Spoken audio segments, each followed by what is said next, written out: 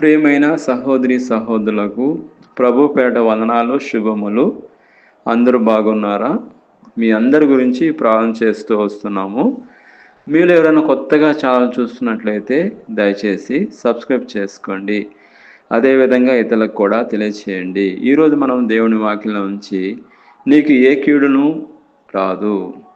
మన దేవుని వాక్యాలను చూసుకున్నట్లయితే సామెతల గ్రంథము 12వ అధ్యాయము 21వ వచనంలో నీతిమంతులకు ఏ కీడును వాటిల్లదు, భక్తిహీనులు కీడుతో నింపబడదురు. ఇక్కడ మనం చూసుకున్నట్లయితే దేవుడు నీతిమంతులను లైక్ చేస్తాడండి. నీతిమంతుల కొరకు ఎంతో ఆసక్తి ఎదురు చూస్తున్నాడు.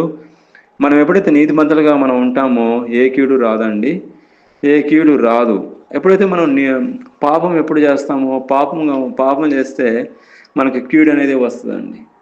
కీడు సంక్రాంతిస్తుంది, కీడు అనేది వెంటాడుతుంది. కాబట్టి మనం ఎప్పుడైతే మనం నీతిగా పరిశుద్ధంగా ఉంటామో అప్పుడు మనకు కీడు అనేది దూరం అవుతుందండి. మనకు ఏ విషయంలో మనం భయపడుచున్నాం, అసలు కీడు అంటే ఏంటి అనేది మనం చూసుకున్నట్టయితే కీడు అంటే చెడు, అశుభము, ఆపద, హాని, నష్టము, మంచికి వ్యతిరేకం అండి ఇవన్నీ కూడా. కాబట్టి మనం చూసినట్లయితే ఏ విషయంలో మీరు భయపడుతున్నారు, ఆందోళన చెందుతున్నారు? నల్ల పిల్లి ఎదురైందని బాధపడుతున్నారా? అదేవిధంగా బల్లి నీ మీద పడిందని బాధపడుతున్నావా? అదేవిధంగా ఇంటికి ఎదురుగా మనకి ఎదురైంది ఒక ముసలామి తెల్లచీర కట్టుకొని భయపడుతున్నావా? ఆందోళన చెందుతున్నావా? మనం పోయేప్పుడు ఎవరో తుమ్మారన్న ఆందోళన చెందుతున్నావా? ఇవన్నీ కూడా ఏం చేయలేమండి. దేవుడు మహాకృప, ఆయన కృపలో ఉంటే ఇవన్నీ కూడా అడ్డు రావండి. దేవుడు మనం వాక్యం చూసినట్లయితే సామెతల గ్రంథము 12వ అధ్యాయం 21వ వచనంలో నీతిమంతులకు ఏ కీడు వాటిల్లదు అంటున్నాడు. నీతిమంతులుగా మనం ఉంటే ఏ కీడు కూడా వాటిల్లదండి. అదేవిధంగా కీర్తన గ్రంథము 91వ కీర్తన 10వ వచనంలో చూసినట్లయితే ఏ అభయము నీకు రాదు, ఏ తెగులును నీ గుడారము సమీపించదు. ఇక్కడ తెగులు అంటే రోగము, గుడారం అంటే శరీరం అండి. మన శరీరానికి ఏ రోగము మనకు అంటదండి. ఎందుకంటే దేవుడు మనకున్నాడు, తోడుగా ఉన్నాడండి.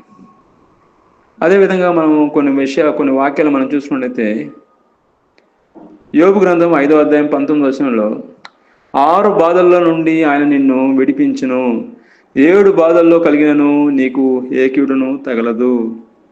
అంటే మనకి ఎన్ని కష్టాలు వచ్చినా, ఎన్ని బాధలు వచ్చినా మనల్ని దేవుడు మాత్రం విడిచిపెట్టాడండి. వాటిని అన్నిటి నుండి మనల్ని దేవుడు విడిపిస్తా అంటున్నాడు. ప్రతి ఒక్కరూ ఏదో విధంగానూ భయపడుతూనే ఉంటారండి. అయితే దేవుడు వాక్యాలను చూసినట్టయితే భయపడాల్సిన అవసరం లేదండి. ఏ విషయంలో భయపడాల్సిన అవసరం లేదు.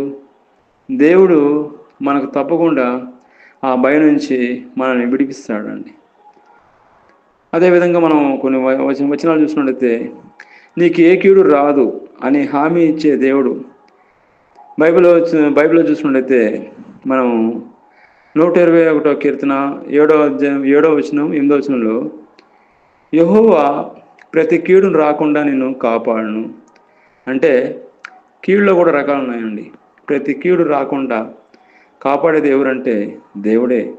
ఆయన నీ ప్రాణాలను కాపాడును, ఇది మొదలుకొని నిరంతరము నీ రాకపోకలందు యెహోవా నిన్ను కాపాడును. అదేవిధంగా 2 తెస్సలోనికీయులకు రాసిన పత్రిక 2వ అధ్యాయం 3వ వచనంలో ప్రభు నమ్మదగిన వాడు, ఆయన మిమ్మల్ని స్థిరపరిచి దుష్టుడి నుండి కాపాడును. దుష్టుడి నుంచి కాపాడేది ఆయనే, కీడు నుంచి కాపాడేది ఆయనే, సర్వం ఆయనే కాపాడేదండి. మన పరలోక ప్రార్థన కూడా ఉందండి. దుష్టుడి నుంచి మనల్ని కాపాడమనని ప్రార్థన కూడా మనం చేస్తూ ఉంటాం. అదేవిధంగా మనం చూసుకున్నైతే ప్రతి కీడు నుంచి తప్పించేది ఎవరంటే దేవుడే అండి.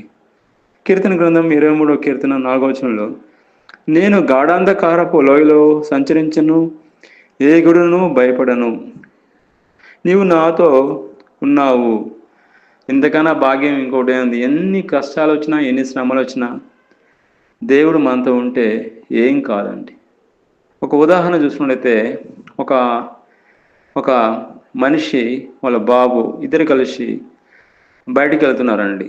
బయటికి వెళ్తూ ఒక అనుకోని రీతిగా ఒక రాయి తగిలికి బాబు కింద పడిపోయాడు. పడిపోయే టైంకి వాళ్ళ ఫాదరు చేయబట్టుకున్నాడు కాబట్టి ఆయన పడలేదండి. అదేవిధంగా మన జీవితంలో కూడా దేవుడు మన చేయబట్టి నడిపిస్తున్నాడండి. మన చేపి నడిపిస్తున్నాడు, ఉదయకాలం నడిపిస్తున్నాడు, మధ్యాహ్నం నడిపిస్తున్నాడు, సాయంత్రం నడిపిస్తున్నాడు. మన కంటికి కనబడడు, కానీ మనతోనే ఉంటాడు. మన చేయి నడిపిస్తున్నాడు, పట్టుకొని ఉంటాడు. ఎప్పుడైతే మనం ప్రార్థన చేస్తామో, దేవుడిని దేవుని యందు భయముక్తి కలిగి ఉంటామో, నీతిమంతులుగా ఉంటామో, తప్పకుండా దేవుడు మనతో ఉంటాడండి. ఆయన దూతలు పనిచేస్తూనే ఉంటాయి. ఆయన చేయబట్టి నడిపిస్తూ ఉంటాడు. అపాయం రాదండి. నేను ఎక్స్పీరియన్స్గా నేను అనుభవించి నేను చెప్తున్నానండి. దేవుడు మనకు తోడుగా ఉంటే ఏ అపాయము మనకు రాదు. అదేవిధంగా మనం కొన్ని వచనాలు చూసుకుంటే, కీడు వలన జయింపక బడక మేలు చేత కీడును జయించవచ్చునండి. రోమిలు రాసిన పత్రిక 12వ అధ్యాయము 21వ వచనంలో, అదేవిధంగా 1 దశలోని రాసిన పత్రిక 5వ అధ్యాయము 15వ వచనంలో, ఎవడునో కీడుకు ప్రతి కీడును ఎవరికైనా చేయకుండా చూసుకున్నాడు అంటున్నాడు. మనం ఎగ్జాంపుల్ చూసినట్టయితే, మనం ఒక షాప్ పెట్టామంటే మనకు ఎదురుగా ఇంకొక షాప్ పెట్టేస్తున్నారండి పోటీగా. కీడుకి ప్రతి కీడు అయిపోయారండి. ఈ లోకంలో చాలా ఇట్లాగే ఉందండి. ఒక ఎగ్జిబిషన్ జరుగుతుందండి, ఎంటర్కాయల్ ఎగ్జిబిషన్. మన ఇండియా నుంచి స్టీమర్ పోతుంది. అన్ని కంట్రీస్కి సంబంధించిన ఎంటర్కాయలకి మూత పెట్టేశారండి. మన కంట్రీకి ఉన్న ఎంటర్కాయలకి మూత పెట్టలేదు. అంటే అది రీసెర్చ్కి సంబంధించింది. అది ఎగ్జిబిషను. అయితే ఒకరికి డౌట్ వచ్చింది, అన్నిటి ఎంటర్కాయల మీద మూతలు ఉన్నాయి, ఇండియాకి సంబంధించిన మూత మీద, ఇండియాకి సంబంధించిన ఆ యొక్క ఎంటర్కాయల మీద మూత లేదు. ఎందుకంటే ఆయన చెప్పుకుంటూ వచ్చాడండి, ఇక్కడ ఎంటర్కాయ ఒకటి పైకి పోగానే ఇంకొక ఎంటర్కాయ కిందకి లాగుతుందండి, ఇంకొక ఎంటర్కాయ అది పైకి పోతే ఇంకొక ఎంటర్కాయ కిందకి లాగుతుందండి, ఇట్లాగే అవి రొటేట్ అవుతున్నాయి, అవి పైకి వెళ్ళలేమండి. అదేవిధంగా మనం చూసుకుంటే కీడు ప్రతి కీడు మన ఇండియాలో మనం మనుషులందరం కూడా కీడుకి ప్రతి కీడుకి మనం అట్లా చేస్తున్నామండి. ఒకటి కీడు చేస్తే వాళ్ళకి మళ్ళీ కీడే మనం చేస్తున్నాం. అదే దేవుడు వాక్యం నుంచి మనం చూసినట్టయితే దేవుడు అట్లా చేయదంటున్నాడండి. కీడు వలన జయింపబడక మేలు చేత కీడును జయించవచ్చు అంటున్నాడు. అంటే యేసుక్రీస్తు ప్రభు కీడు చేత ఆయన ప్రపంచాన్ని జయించేదండి. మేలుతో, ఆయన ప్రేమతో ప్రపంచాన్ని జయించాడు. ది గ్రేట్ అలెగ్జాండర్ చక్రవర్తి గారు ఆయన ఎంతో ప్రపంచాన్ని జయించారు.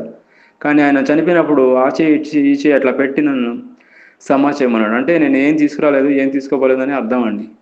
అదేవిధంగా యేసుక్రీస్తు ప్రభు ఆయన ప్రేమ చేత ప్రపంచాన్ని జయించాడండి. ఆయన ప్రేమే జయశాలిగా, ఆయన ప్రపంచంలో ఆయన లేని మనుషులంటూ ఎక్కడ లేరండి. అదేవిధంగా మనం కీడు చేత జయింపక మేలు చేత జయించవాలి. దేవుడి వాక్యం దీవించిన గాక. ప్రార్థన. పరిశుద్ధులైన దేవ, దయగల నాయన, కనికరంగా దేవ, యేసుక్రీస్తు ప్రభు పరిశుద్ధ నామమును బట్టి మీ సన్నిధికి వస్తున్నాం. నేను ఈ యొక్క ఉదయకాలన ప్రత్యేకంగా మీ వాక్యం ద్వారా మాతో మాట్లాడారు. మీకు స్తోత్రం. మీ వాక్యానుసారంగా మమ్మల్ని జీవించే కృపను దయచేయండి. ప్రతి ఒక్కరిని దీవించమని యేసుక్రీస్తును ప్రార్థన చేస్తున్నాం తండ్రి. ఆమేన్.